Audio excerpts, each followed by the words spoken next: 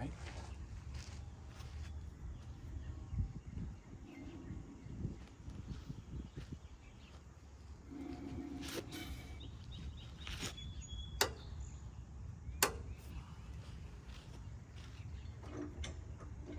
The axle's not tight yet.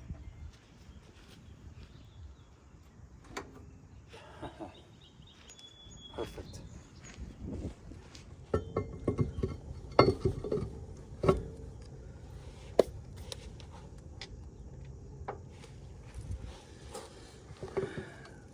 Lefty tighty, righty loosey, right?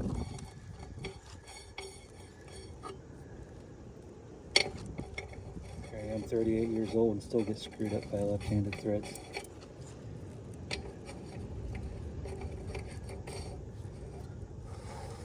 When I took this wheel off, I said, boy, these lugs are tight. Couldn't figure out how they tighten themselves up so much. They wouldn't come loose. Then I realized it was because they were left-handed threads. When I picked up my welding machine, it has left-handed lugs on the left-hand side too. Somebody had busted one right off.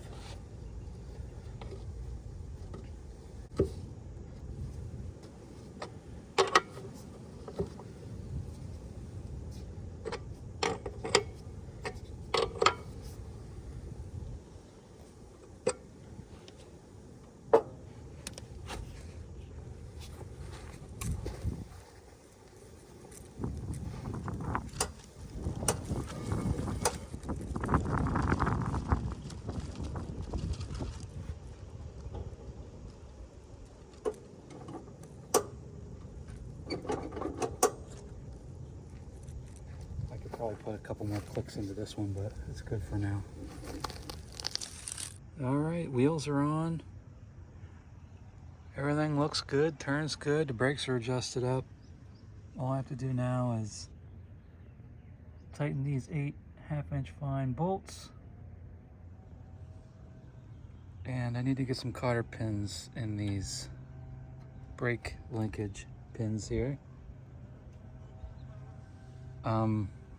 I'm gonna go look in the parts book to see what the correct pin is to go in these, and then now that's what I'll put in here.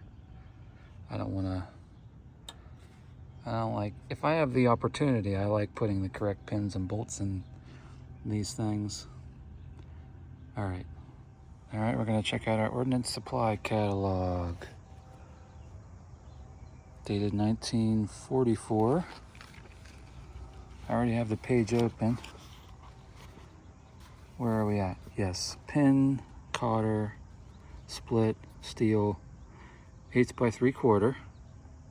American Bantam, Gerstenslager, and Willys Overland use a 332 by 3/4.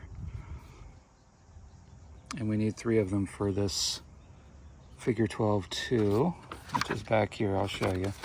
That's a picture of the handbrake.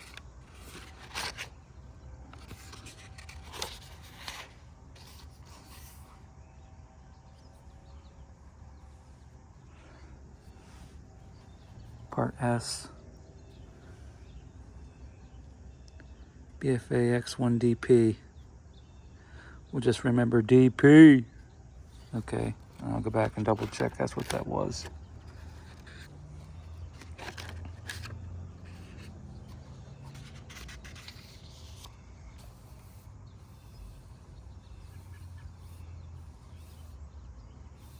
DP.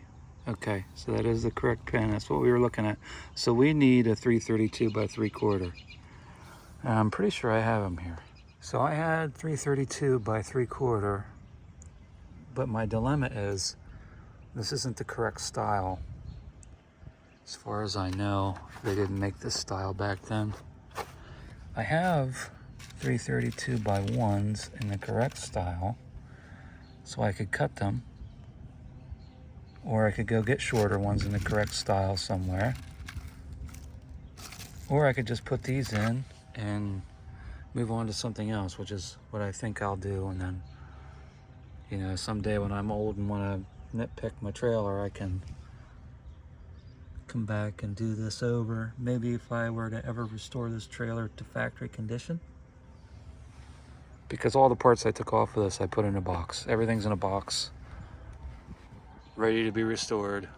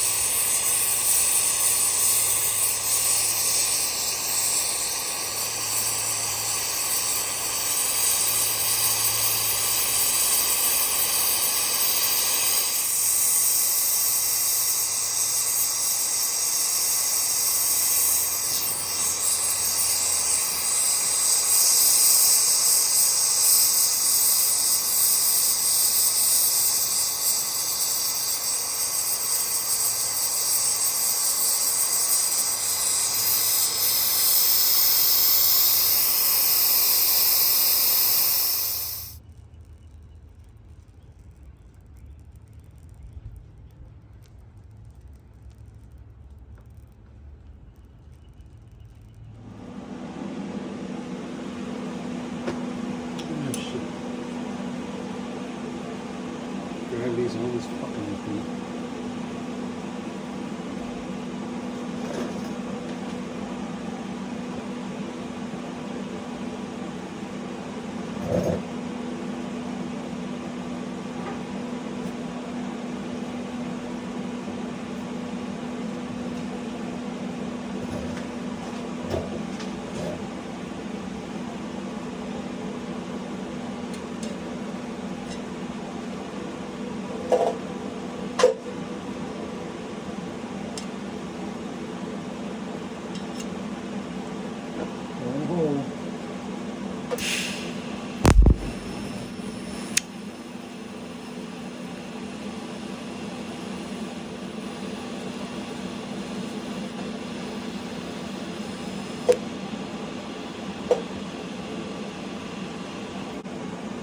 A little bit of a gap to fill there.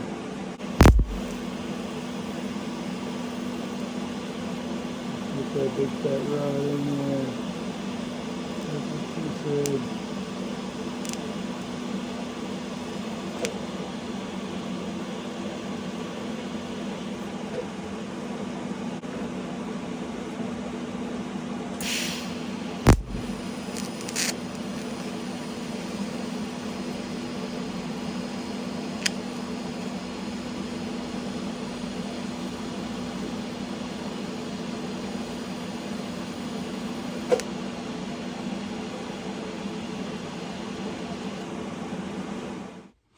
Alright, gonna do a little voiceover here and fill you in on what's going on. This is a 1/8 inch 309 stainless filler wire. It was designed, it's primarily used for welding carbon steel to stainless steel. 1/8 inches is the only diameter I have of 309, so I just made it work. It's really too big for what I'm doing here. We're running about 100 amps, DC electrode negative. And with that 1/16 tungsten, that's pretty much at the top end of what you can put through a 1/16 tungsten, but it all worked out really well. Didn't smoke the tungsten, welded up pretty nice. This joint is called a V-band clamp. It comes as a 3-part joint. They're tapered, it's a tapered type of flange joint with that spring clamp that holds the whole thing together. It works very well, and it's superior to a regular exhaust joint in my opinion. And you can see here I have the whole joint assembled and clamped together. I did one of these in my Jeep Renegade. Long story. The one exhaust pipe in a Renegade is extremely hard to get out, so I decided to put a joint in the middle of it, and I used a V-band clamp. But when I did that project, I didn't secure the clamp together, both halves, and when I welded it solid, it all worked up, and I had to come back and true it all up before I assembled it. So I learned my lesson. Now when I do these, I clamp the joint solid, and I only weld, like a quarter of it at a time, and I let the whole thing cool. So that's what we're doing here. We're welding this up solid, then it can be installed, and we'll get to that probably in another video.